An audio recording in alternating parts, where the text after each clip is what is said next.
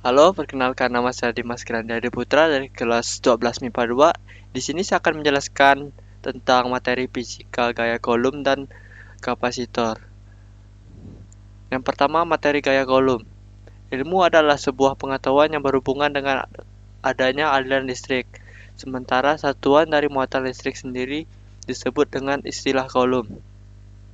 Jika dua benda bermuatan negatif dan positif ditempatkan berdekatan satu sama lain, maka akan ada daya tarik atau gaya tolak yang bekerja pada keduanya, tergantung pada sifat muatan tubuh.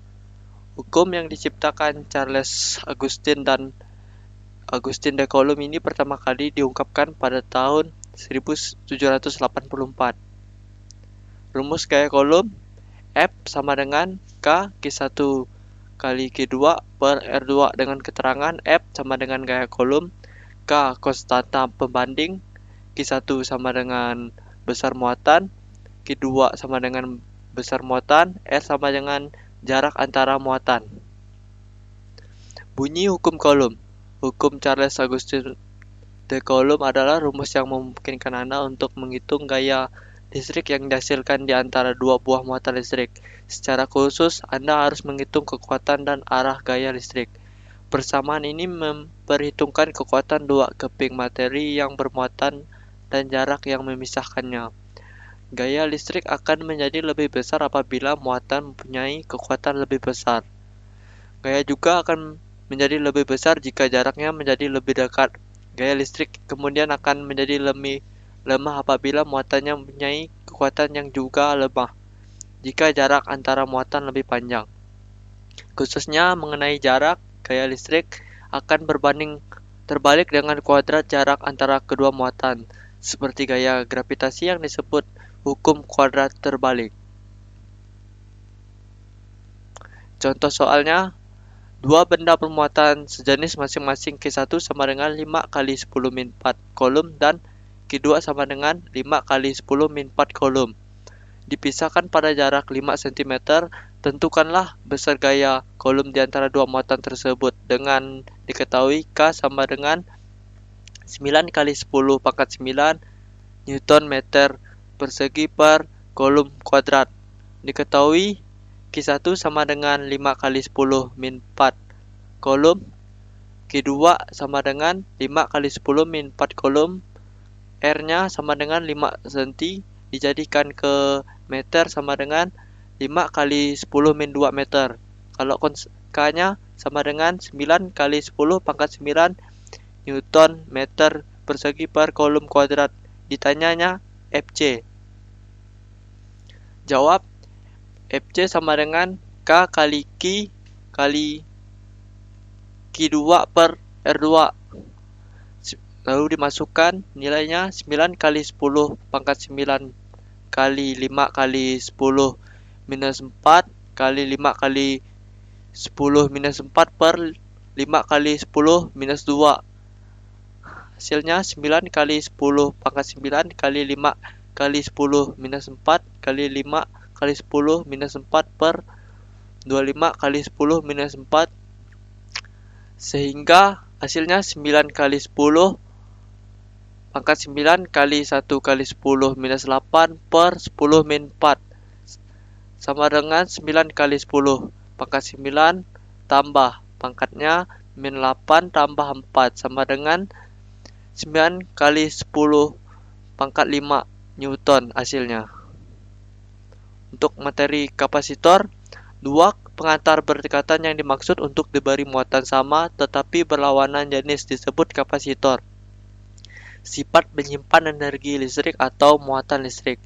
Kapasitas suatu kapasitor atau kolom adalah perbandingan antara besar muatan Q dari salah satu pengantarnya dengan beda potensial V antara kedua pengantar itu.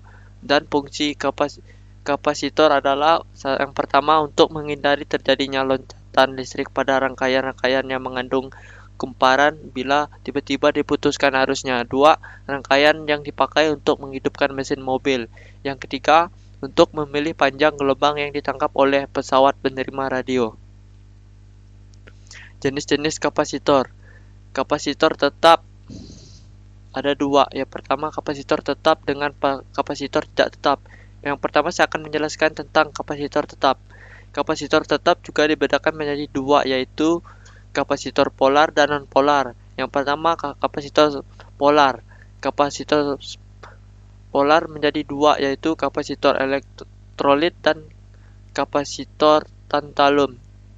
Yang kapasitor non-polarnya dibagi menjadi 5, yaitu yang pertama kapasitor keramik, kapasitor yang kedua kapasitor polyester, yang ketiga kapasitor mika, yang keempat kapasitor film, yang kelima kapasitor kertas. Untuk yang kapasitor tidak tetapnya atau variabel, yang pertama kapasitor variabel atau Farco, yang kedua kapasitor trimmer, yang ketiga kapasitor aktif atau CDS. Hubungan kapasitor yang pertama, hubungan seri rumusnya V AB sama dengan Q per C1, V BC sama dengan Q per C2, V CD sama dengan Q per C3, V AD sama dengan V per CS, atau 1 per CS sama dengan 1 per C1 tambah 1 per C2 tambah 1 per C3. Kapasitor yang dihubungkan seri akan mempunyai muatan yang sama. Q sama dengan Q1 sama dengan Q2 sama dengan Q3. Yang kedua, hubungan paralelnya. Q1 sama dengan C1V, Q2 sama dengan C2V, Q3 sama dengan C3V, dan Q sama dengan CPV. CP sama dengan C1 tambah C2 tambah C3. Itu untuk rumus hubungan paralel. Kapasitor yang dihubungkan paralel, tegangan antara ujung kapasitor adalah sama, sebesar V. Untuk energi kapasitornya sesuai dengan fungsinya, maka kapasitor mempunyai kapasitas besar akan dapat menyimpan energi yang lebih besar pula. Dengan persamaannya, W sama dengan 1 per 2 CV kuadrat sama dengan 1 per 2 QV. Untuk contoh soal kapasitor, 3 kapasitor terangkai seri paralel jika C1 sama dengan 2 mikrofarad, C2 sama dengan 4 mikrofarad, C3 sama dengan 6 mikrofarad, C4 sama dengan 5 mikrofarad. Untuk contoh soal kapasitor, 3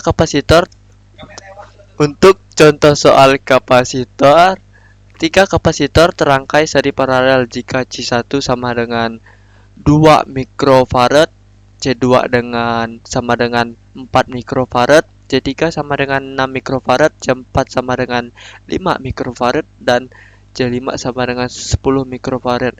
Maka kapasitas penggantinya adalah, diketahui kapasitor C1 sama dengan 2 mikrofarad, kapasitor C2 sama dengan 4 mikrofarad, kapasitor C3 sama dengan 6 mikrofarad, kapasitor C4 sama dengan 5 mikrofarad, kapasitor C5 sama dengan 10 mikrofarad. Ditanyanya kapasitas penggantinya. Lalu kita jawab, kapasitor C2 dan C3 terangkai paralel. Kapasitas penggantinya adalah CP sama dengan C2 tambah C3. CP sama dengan 4 tambah 6, kemudian jadi totalnya 10 mikrofarad. Kapasitor C1, CP dan C4 dan C5 terangkai seri.